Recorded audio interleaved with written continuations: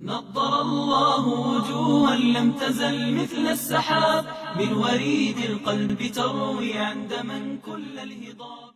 بسم الله الرحمن الرحيم. الحمد لله رب العالمين والعاقبة للمتقين والصلاة والسلام على سيد الأنبياء والمرسلين سيدنا وحبيبنا وحبيب رب العالمين محمد وعلى آله وأصحابه ومن هدى بهديه إلى يوم الدين. قال الله تبارك وتعالى في كتابه المجيد والفرقان الحميد: فأعوذ بالله من الشيطان الرجيم. بسم الله الرحمن الرحيم. يا أيها الناس اتقوا ربكم الذي خلقكم من نفس واحدة وخلق منها زوجها وبث منهما رجالا كثيرا ونساء واتقوا الله الذي تساءلون به والأرحام. سب سے پہلے میں اللہ کا ممنون و مشکور ہوں کہ اللہ رب العزت نے ہمیں انسان کی شکل میں اس دنیا میں وجود بخشا.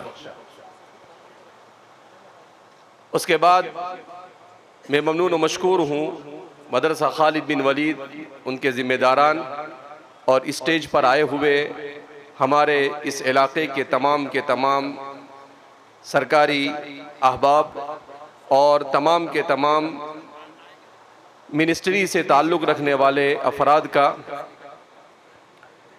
جس ملک میں ہم رہ رہے ہیں اس ملک کو ہندوستان کہا جاتا ہے.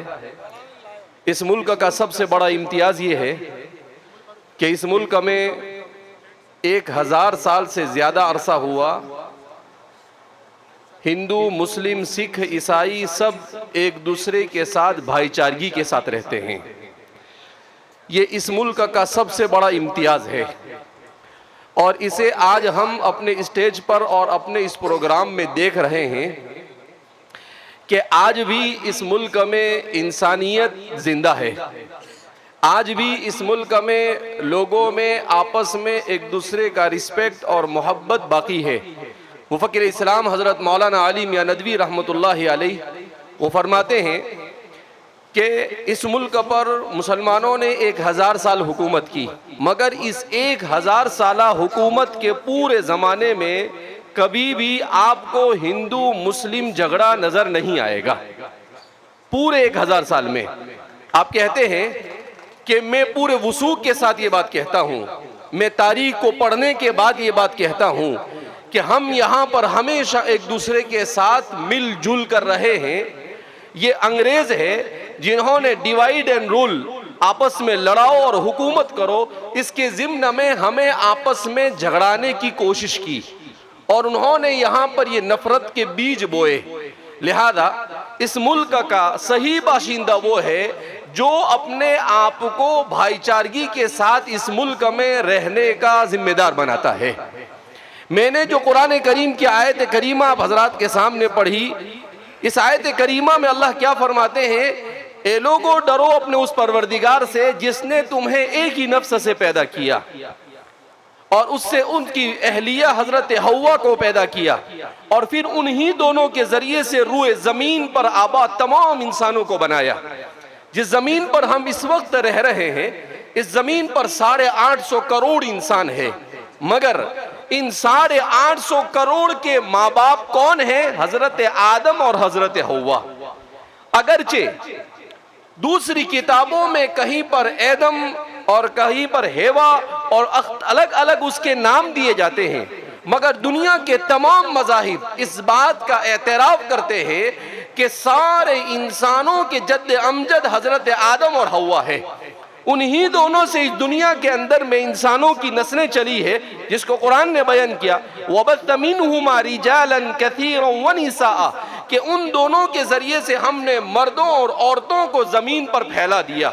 تو یہ سب کے سب چاہے کسی بھی مذہب سے تعلق رکھتے ہو، دنیا کے کسی بھی خطے اور کسی بھی ملک سے تعلق رکھتے ہو، چاہے کالے ہو چاہے گورے ہو، کسی بھی قسم کے ہو، سب کے ماں باپ یہ ایک ہے اور ان سب کو پیدا کرنے والا بھی ایک ہے.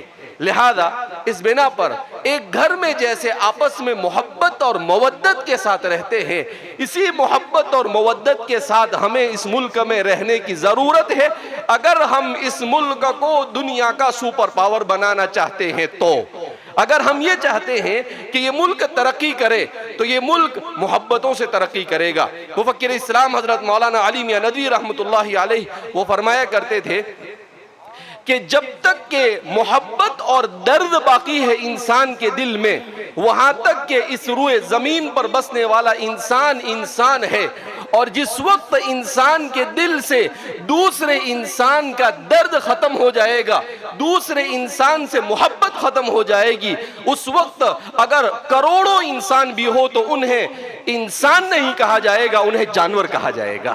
لہذا انسان بن کر زندگی گزارنے کے لیے انسان اور نفرت، جھگڑنا اور کھانے کے لیے، کرسی کے لیے، اپنی دوسری چیزوں کے لیے جھگڑنا، یہ ایسے جانوروں کا کام ہے جن کے پاس عقل نہیں، جن کے پاس شعور نہیں، جن کے پاس سمجھ نہیں۔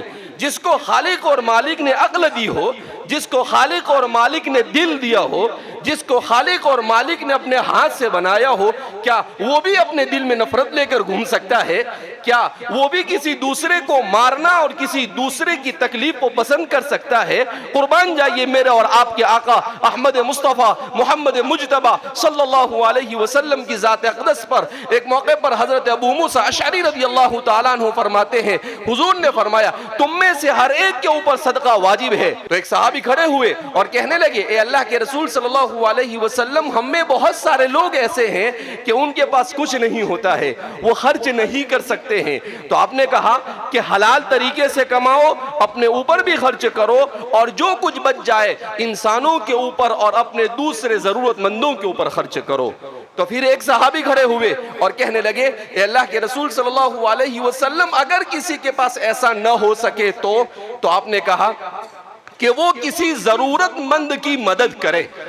جس انسانی معاشرے میں جس کو بھی ضرورت محسوس کرے کہ کوئی آدمی جا رہا ہے، وہ چل نہیں سکتا ہے، آپ اس کو سہارا دے دے، کہا یہ بھی صدقہ ہے، اس سے بھی اس کو ثواب ملے گا۔